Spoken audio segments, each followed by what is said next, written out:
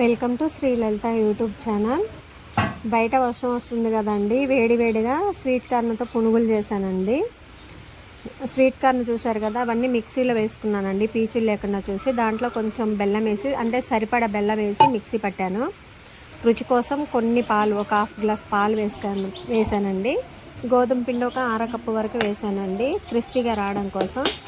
ఇక నేను బాగా, అంటే మనం బోండాలకి ఎలా కలుపుకుంటామో అలా కలుపుకోవాలండి. మళ్ళీ లూజ్గా కాదు, టైట్గా కాదు. ఇక ప్యాన్ పెట్టి ఆయిల్ వేసుకున్నాను చూసారా. చిన్న చిన్న కొంచెం పిండి లూజ్ అయితే గోధుమ పిండి కలుపుకోవచ్చండి, ప్రాబ్లం ఏం లేదు. మనం చిన్న చిన్న ఉండల్లాగా చేసి ఇక ఇలా మన వీడియోలో చూపించినట్టు పునుగులు వేసుకున్నానండి. దీనికి చట్నీ కానీ ఏమీ అవసరం లేదండి. గోధుమ పిండికి బెల్లంకి కాంబినేషన్ బాగుంటుంది. అలాగే మొక్కజొన్నలకి కూడా కాంబినేషన్ చాలా బాగుంటుందండి. జొన్న అన్నంలో కూడా మేమైతే నెయ్యిను బెల్లం ముక్క వేసుకొని తింటామండి. మొక్కజొన్న అన్నం కూడా అంతే.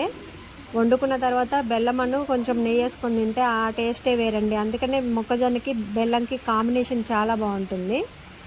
ఇది చూడండి, ఇలా గోల్డ్ కలర్ వచ్చేలాగా వేయించుకోవాలి. మాడదండి, అస్సలు మాడదు. కాకపోతే మనం సిమ్లో పెట్టేసి జాగ్రత్తగా కుక్ చేసుకుంటే బాగుంటుంది. చూడండి ఎంత బాగున్నాయో, అసలు తింటుంటే తినాలనిపించిందండి. ఒకసారి మీరు ట్రై చేసి చూడండి. అప్పటికప్పుడే ప్రిపేర్ చేసుకోవటమే. బోండాలంటే పేలుతాయి అంటారు కదండి, ఆ భయం కూడా లేదు. ఒక పావు గంటలో అయిపోయిందండి రెసిపీ అంతా కూడా.